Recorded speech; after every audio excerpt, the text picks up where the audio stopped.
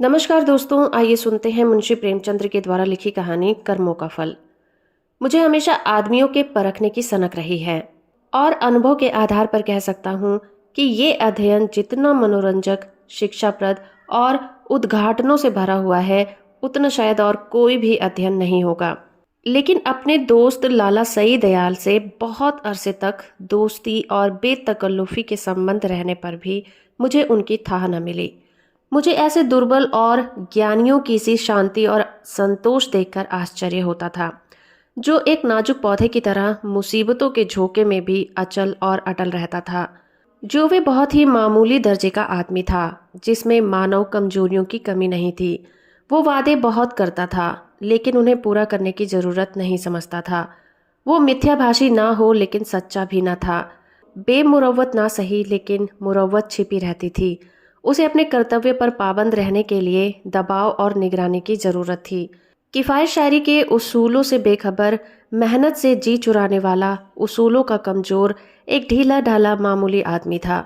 लेकिन जब कोई मुसीबत सिर पर आ पड़ती तो उसके दिल में साहस और दृढ़ता की वो जबरदस्त ताकत पैदा हो जाती थी, जिसे शहीदों का गुण कह सकते हैं। उसके पास ना दौलत थी, ना धार्मिक विश्वास, जो ईश्वर पर भरोसा करने और उसकी इच्छाओं के आगे सिर झुका देने का सोर्स हो। एक छोटी सी कपड़े की दुकान के सिवाय कोई जीविका नहीं थी। ऐसी हालातों में उसकी हिम्मत और दृढ़ता का सोता कहाँ छिपा हुआ है, वहां तक मेरी अन्वेषण दृष्टि नहीं पहुंचती थी। बाप के मरते ही मुसीबतों ने उस पर छापा मारा। कुछ थोड़ा सा कर्ज विरासत में मिला, जिसमें बराबर बढ़ते रहने की आश्चर्यजनक शक्ति छिपी हुई थी। बेचारे ने अभी बरसी से छुटकारा नहीं पाया था कि महाजन ने नालिश की और अदालत के तिलस्मी अहाते में पहुंचते ही ये छोटी सी हस्ती इस तरह फूली जिस तरह मशक फलती है। डिग्री हुई। जो कुछ जमा थमा था, बर्तन भांडे, हांडी तवा, उसके गहरे पेट में समा गए। मकान भी न बचा। बेचारे मुसीबतों के मारे सई दयाल का अब कहीं ठिकाना नहीं था।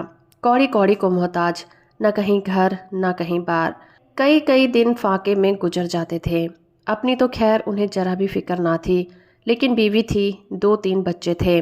उनके लिए तो कोई न कोई फिक्र करनी ही पड़ती थी। कुनबे का साथ और ये बेसरो समानी बड़ा दर्दनाक दृश्य था। शहर से बाहर एक पेड़ की छाह में ये आदमी अपनी मुसीबत के दिन काट रहा था। सारे दिन बाजारों की खाक मारता। आह, मैंने एक बार उस रेलवे स्टेशन पर देखा। उसके सिर पर एक भारी बोझ था। उसका नाजुक, सुख सुविधा से पला हुआ शरीर पसीना पसीना हो रहा था। पैर मुश्किल से उठते थे, दम फूल रहा था, लेकिन चेहरे से मर्दाना हिम्मत और मजबूत इरादे की रोशनी टपकती थी। चेहरे से पूर्ण संतोष झलक रहा था। उसके चेहरे पर ऐसा इत्मीनान था कि जैसे यही उसका बाप दादों का पेशा है। मैं हैरत से उसका मुंह ताकता रह गया। दुख में हमदर्दी दिखलाने की हिम्मत नहीं हुई। कई महीने तक यही कैफियत रही। आखिरकार उसकी हिम्मत और सहन शक्ति उसे इस कठिन दुर्गम घाटी से बाहर निकाल लाई। थोड़े ही दिनों के बाद मुसीबतों ने फिर उस पर हमला कर दिया। ईश्वर ऐसा दिन दुश्मन को भी न दिखाए। मैं 1 महीने के लिए मुंबई चला गया था। वहां से लौटकर उससे मिलने गया। आह, वह दृश्य याद करके आज भी रोंगटे खड़े हो जाते हैं और दिल डर से कांप उठता है। सुबह का वक्त था। मैंने दरवाजे पर आवाज़ दी और हमेशा की तरह बेतकल्लुफ अंदर चला गया। मगर वहाँ सई दयाल का वह हंसमुख चेहरा, जिस पर मर्दाना हिम्मत की ताजगी झलकती थी, नजर नहीं आया। मैं 1 महीने के बाद उसके घर जाऊं और वो आंखों से रोते हुए लेकिन होठों से हंसते हुए दौड़कर मेरे गले लिपट न जाए। जरूर कोई आफत है। उसकी बीवी सिर झुकाए आई और मुझे उसके कमरे में ले गई। मेरा दिल बैठ गया। सई दयाल एक चारपाई पर मैले कुचाले कपड़े लपेटे, आंखें बंद किए पड़ा दर्द से करा रहा था। जिस्म और बिछौने पर मक्खियों के गुच्छे बैठे हुए थे। आहट पाते ही उसने मेरी तरफ देखा। मेरे जिगर के टुकड़े हो गए। हड्डियों का ढांचा रह गया था। दुर्बलता की इससे ज्यादा सच्ची और करुणा तस्वीर दिखाई नहीं पड़ती थी।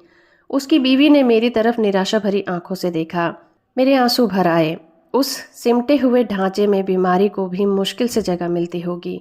जिंदगी का क्या जिक्र। आखिर मैंने धीरे से पुकारा। आवाज़ सुनते ही वो बड़ी बड़ी आंखें खुल गई, लेकिन उसने पीड़ा और शोक के आंसू न थे। संतोष और ईश्वर पर भरोसे की रोशनी थी और वो पीला चेहरा। आह, वे गंभीर संतोष का मौन चित्र, वो संतोषमय संकल्प की सजीव स्मृति। उसके पीलेपन में मर्दाना हिम्मत की लाली झलकती थी। मैं उसकी सूरत देखकर घबरा गया। क्या ये बुझते हुए चिराग की आखिरी झलक तो नहीं है? मेरी सहमी हुई सूरत उसे देखकर वह मुस्कुराया और धीमी आवाज में बोला, तुम ऐसे उदास क्यों हो? यह सब मेरे कर्मों का फल है। मगर कुछ अजब बदकिस्मत आदमी था। मुसीबतों को उससे कुछ खास मोहब्बत थी। किसे उम्मीद थी कि वो प्राण घातक रोग से मुक्ति पाएगा। डॉक्टरों ने भी जवाब दे दिया था। मौत के मुंह से निकल आया। अगर भविष्य का जरा भी ज्ञान होता तो सबसे पहले मैं उसे जहर दे देता। उस शोकपूर्ण घटना को याद करके कलेजा मुंह में आता है। धिक्कार है इस जिंदगी पर कि बाप अपनी आंखों से अपने इकलौते बेटे का शोक देखे। कैसा हंसमुख, कैसा खूबसूरत होनहार लड़का था, कैसा सुशील, कैसा मधुर भाषी। जालिम मौत ने उसे छांट दिया।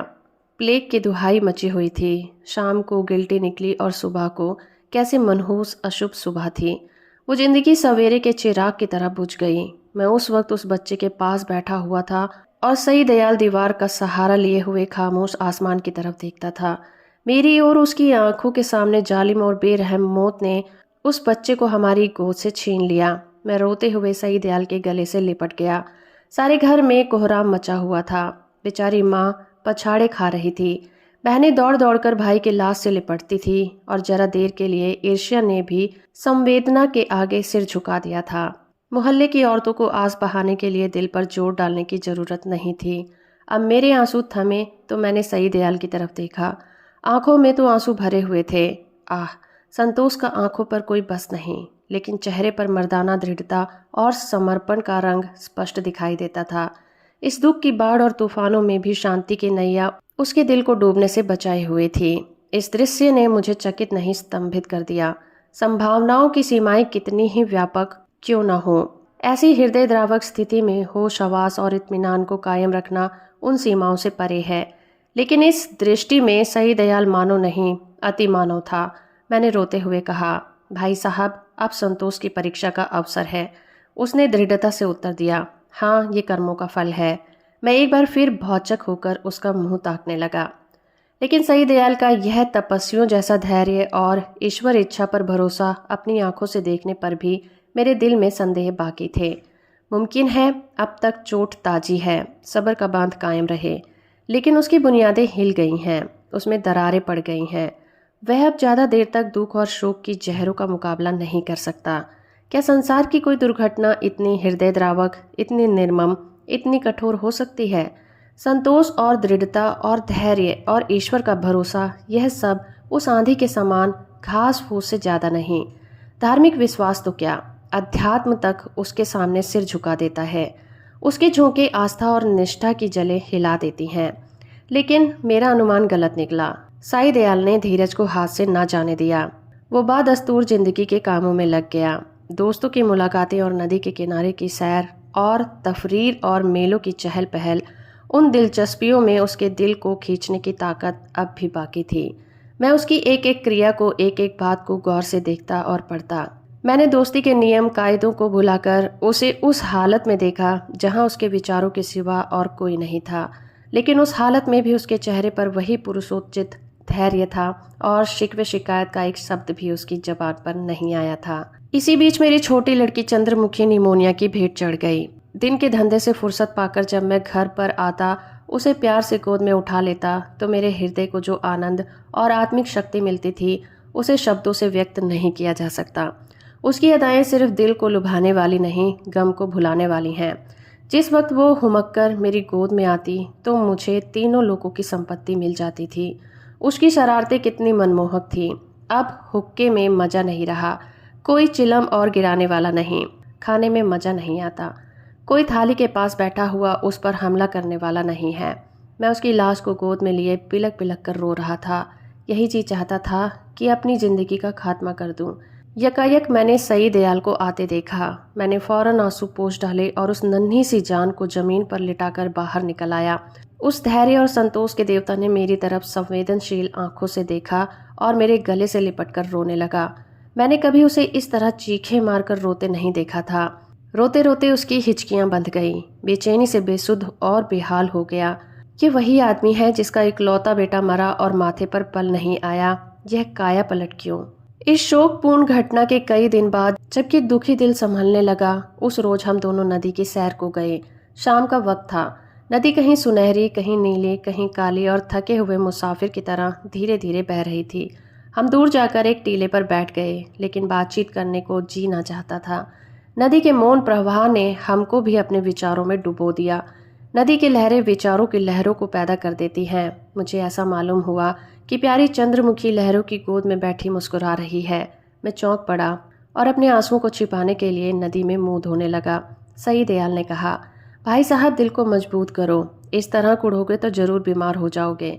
मैंने जवाब दिया, ईश्वर ने जितना संयम तुम्हें दिया है उसमें से थोड़ा सा मुझे भी दे दो, मेरे दिल में इतनी ताकत कहाँ। सई दयाल मुस्कुराकर मेरी तरफ ताकने लगा। मैंने उसी सिलसिले में कहा, किताबों में तो दृढ़ता और संतोष की बहुत सी कहानियां पढ़ी हैं, मगर सच मानो कि तुम जैसा दृढ़, कठिनाइयों में सीधा खड़ा रहने वाला आदमी आज तक मेरी नज़र से नहीं गुजरा। तुम जानते हो कि मुझे मानव स्वभाव के अध्ययन का हमेशा से शौक है, लेकिन मेरे अनुभव में तुम अपनी तरह के अकेले आदमी हो। मैं ये नहीं मान सकता कि तुम्हारे दिल में दर्द और घुलावट नहीं है।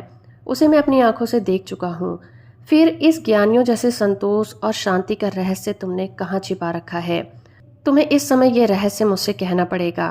सई दयाल कुछ सोच विचार में पड़ गया और जमीन की तरफ ताकते हुए बोला, ये कोई रहस्य नहीं है, मेरे कर्मों का फल है।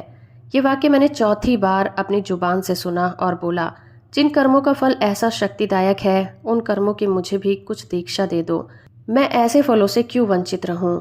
सई दयाल ने व्यथापूर्ण स्वर में कहा, ईश्वर न करे कि तुम ऐसा कर्म करो और जिंदगी भर उसका काला दाग लगे।